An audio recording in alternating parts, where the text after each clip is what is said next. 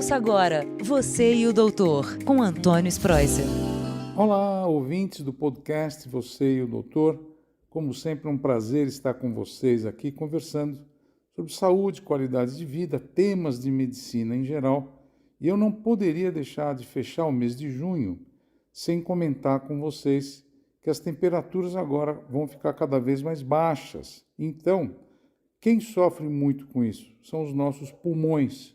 Além do ar estar muito seco, carregado de partículas, a temperatura mais baixa, ela predetermina ou nos orienta a tomar muitos cuidados gerais com alimentação, atividade física, uso do cigarro, ficar em lugares fechados, porque isso aumenta muito a incidência de doenças pulmonares. Então eu gostaria de saber se vocês lembram e sabem a diferença entre bronquite, pneumonia e asma. Embora possam ser muito parecidas, mas elas têm diferenças muito fundamentais. Bom, eu vou começar falando da bronquite. A bronquite é uma inflamação dos brônquios. Os brônquios são aqueles tubinhos que saem da nossa traqueia e vão até os pulmões para levar o ar. Quando inflama os brônquios, o que nós temos? Catarro, tosse, mas não dá muita febre.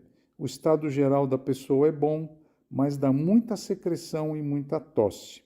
E geralmente a bronquite ela pode ser desencadeada pelo cigarro, por alguns vírus, por bactérias, por fungos, mas geralmente são pessoas que fumam, que não fazem atividade física, que estão acima do peso. Então a bronquite realmente é uma inflamação dos brônquios. E a gente nota que essas pessoas sofrem, às vezes, com um pouco de falta de ar, não conseguem andar, caminhar, subir escada.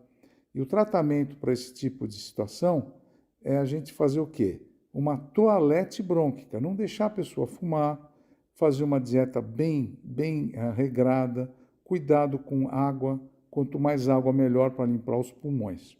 E geralmente a gente tem que dar um pouquinho de cortisona, fazer inalação com soro fisiológico e a pessoa vai melhorar.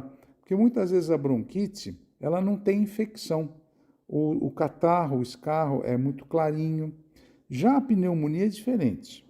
Pneumonia é uma doença infecciosa pulmonar. É uma infecção dos pulmões, geralmente por o pneumococcus ou Streptococcus pneumoniae, é o nome da bactéria. Então, quando você tem uma pneumonia, geralmente é bacteriana, você tem febre alta, a tosse é com um catarro, esse catarro é purulento. Quando você escarra, você vê a cor do catarro, é amarelo, esverdeado, você tem falta de ar, não dorme bem à noite. E como eu falei, a febre é constante. Nesses casos, para a gente fazer o diagnóstico, nós auscultamos o pulmão e nós reparamos que tem alguns ruídos que nós chamamos de estertores. Na chapa do pulmão dá para ver e muitas vezes a gente tem que pedir até uma tomografia de pulmão para fazer um diagnóstico bem feito. Na maioria das vezes a gente pode até fazer a cultura do catarro ou do escarro para ver que tipo de agente etiológico, se é bactéria, se é fungo, qual é o nome da bactéria, e aí sim dá o antibiótico certinho para matar essa bactéria e a gente não perder tempo. Um assunto que eu gosto de falar muito em pneumonia é que as pessoas, quando começam a tomar antibiótico, no terceiro, quarto dia já melhora muito. E elas param de tomar o antibiótico. E aí melhora 1 ou 2 dias e volta tudo outra vez. Então parece que a pneumonia volta. A pneumonia, ela te pega novamente. Então a dica é, tome o antibiótico de 7 a 10 dias. O tempo que o médico pede para... A prescrição é de 7 a 10 dias. Então não para antes. Melhorou? Continua o tratamento. Senão a bactéria pode ficar resistente e incomodar muito o tratamento. Aí você vai ter que tomar antibiótico 1 mês, 2 meses, enfim. E nesses meses agora, finalizando junho e começando julho, pode ser que a gente tenha mais casos de pneumonia. Esse assunto é muito interessante porque eu queria lembrar a todos vocês que existe prevenção, porque existe a vacina da pneumonia. Aqui no Brasil, o SUS tem vacina da pneumonia. Geralmente a gente dá para as crianças, para os recém-nascidos, 2 meses, 4 meses, 6 meses, 8 meses, depois, quando faz 1 ano, a gente dá o reforço. Então, são 4 a 5 doses no recém-nascido. E os adultos também podem tomar a vacina. Geralmente, a vacina da pneumonia cobre 13 tipos de pneumococos ou 23 tipos de pneumococo. Posto de saúde, o médico e a enfermagem podem te orientar bem qual tipo de vacina você tem que tomar. Mas todos os adultos devem tomar a vacina para evitar a pneumonia na terceira idade. É muito importante essa orientação. Então, você que é pai, você que é mãe, leva seu filho no posto de saúde para vacinar contra a pneumonia. E vocês, adultos, também devem tomar a vacina da pneumonia, que é de graça no posto de saúde, tá bom? E pertence ao Programa Nacional de Imunização.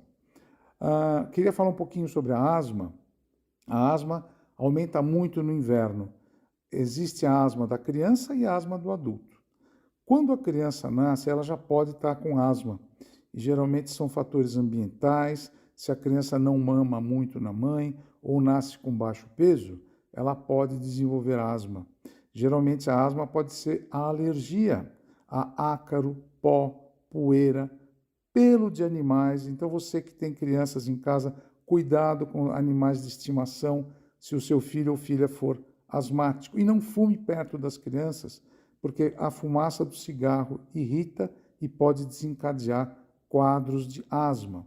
Geralmente o quadro clínico é tosse seca, falta de ar e a criança tem aquele chiado no pulmão que nós chamamos de sibilo.